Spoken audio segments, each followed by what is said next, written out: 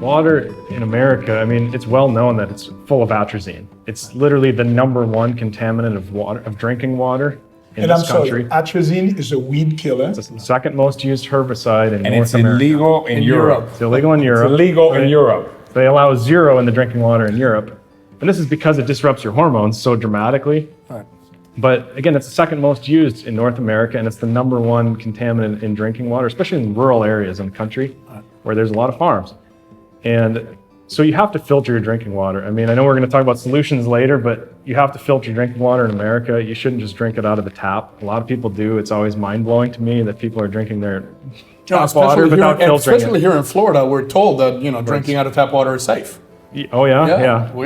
Yeah. Tell your story about you moving when you moved to Florida. Yeah, right. And the first thing they told you, do not drink the tap water. Well, I put this in my book. So when I came to college in Florida, they had somebody from the city come and give an orientation talk, and they said, look, don't drink the water out of the tap. You have to filter your water because it's so full of birth control that you have to filter it or you're going to be dosing yourself with birth control. And this is because we're at sea level here, and they're just recycling that water. They don't remove the birth control from the drinking water.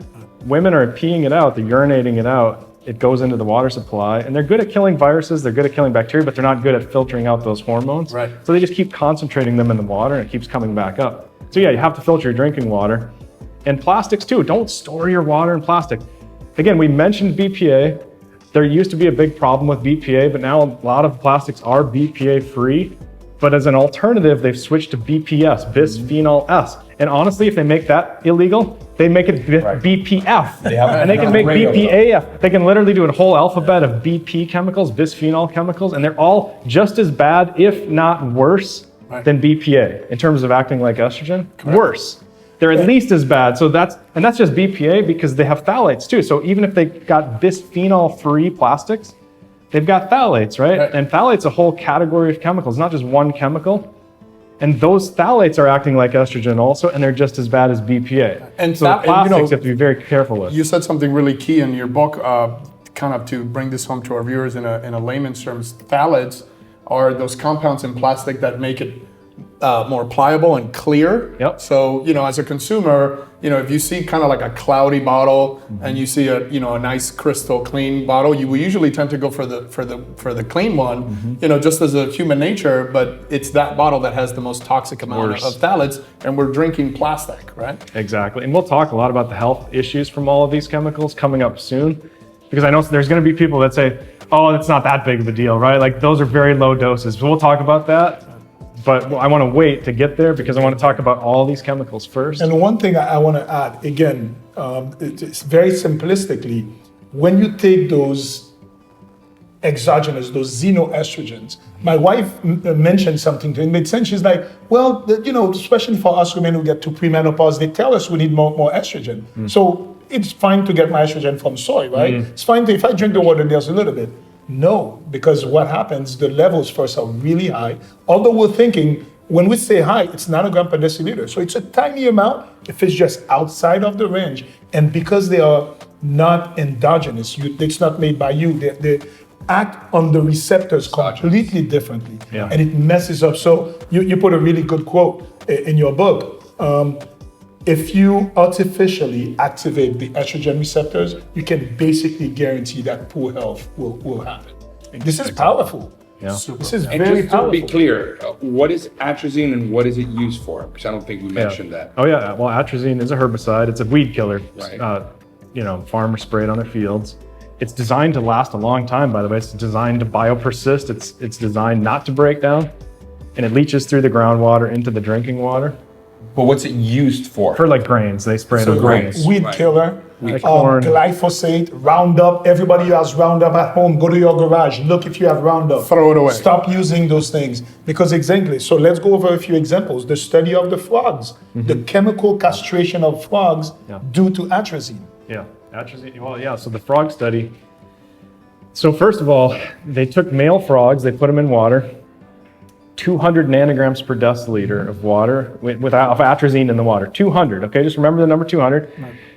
That turns a male frog into a female. Wow. And here's the worst part. It's legally allowed in our drinking water in America, 3,000 nanograms per deciliter. 3,000. And just 200 makes a male frog into a female. Again, just for me playing devil's advocate, you will have people say, well, that's a frog, that's different. But mammals, we have the same type of physiology. That HPG axis, the way I explained it, this is not just humans. So we follow frogs. There's a study on alligators in Lake Okeechobee. I think there's some areas that where they see the alligators, and that's going to be crazy, where the level of atrazine is higher. You see in smaller penises, you see in infertility problems, and you see it's a chemical castration. This is crazy, just based on a weed killer that we drink every day. This is filtered water, by the way. Yes, charcoal filtered water. Yes. Well, another study on atrazine that was real interesting was they had two groups of rats, right? And exactly the same calories in both groups. So there's a lot of people that say, oh, calorie counting, that's how you lose weight. Right. Well, same calories, same everything. That's the nice thing about rats. Humans, you can't do this study because people cheat and they don't report their calories properly. Two groups of rats, the only difference was one group that gave low dose atrazine, and they emphasized low dose because that's what people are getting exposed to in their drinking water. The other group, no, just pure drinking water. The group with the atrazine got fat, and the group that they didn't have atrazine was normal, lean looking rats. And this just shows you how much hormone disruption can impact your metabolism, excuse me.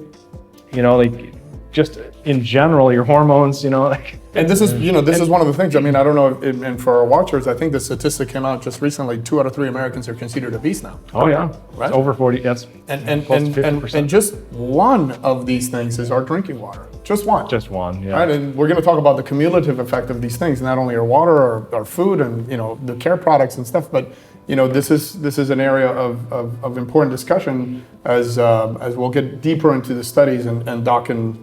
The two docs will discuss the clinical studies. So I think we've talked a lot about water. Let's talk about food. And then atrazine is a big place of it. So.